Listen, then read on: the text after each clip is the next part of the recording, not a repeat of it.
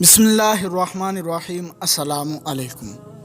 नबी करीम सल्लल्लाहु ताला अलैहि व आलिहि वसल्लम ने फरमाया कि अल्लाह तबारक व ताला ने कोई ऐसी बीमारी नहीं उतारी जिसकी दवा भी नाजिल ना की हो। सुबहान अल्लाह। नबी करीम सल्लल्लाहु ताला अलैहि व आलिहि वसल्लम ने फरमाया कि शिफा 3 चीज़ों में है, बिछना लगवाने में, शहद पीने में और आग से दागने में, मगर मैं अपनी उम्मत को आग से दागने से मना करता हूँ। हज़रत आयशा रदी अल्लाह ताला अन्हा बीमार के लिए और मैयत के सोगवारों के लिए तलबीना, रवा, दूध और शहद मिलाकर दलिया पकाने का हुक्म देती थी और फरमाती थीं कि मैंने रसूलुल्लाह सल्लल्लाहु ताला अलैहि वसल्लम से सुना।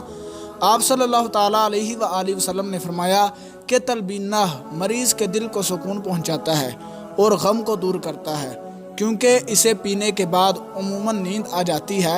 यह ज़बद हज़म भी है।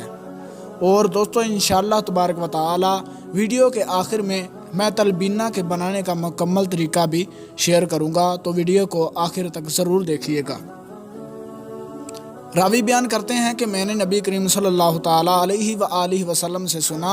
आप सल्लल्लाहु ताला अलैहि व आलिहि वसल्लम ने फरमाया, तुम लोग इस ऊदे हिंदी कस्त का इस्तेमाल किया करो, क्योंकि इसमें 7 बीमारियों का इलाज है। हलक के दर्द में इसे नाक में डाला जाता है, पसली के दर्द में ये चबाई जाती है। तो दोस्तों, ये एक लकड़ी होती है जिससे अरब एक बहुत ही मशहूर खुशबू भी तैयार करते हैं। तो दोस्तों, अल्लाह तबारक व तआला से दुआ है कि अल्लाह रब्बुल इज़्ज़त हमें इन अहादीस पर अमल करने की तौफीक अता फ़रमाए। मिलते हैं किसी अगली वीडियो में, तब तक के लिए अल्लाह हाफ़िज़।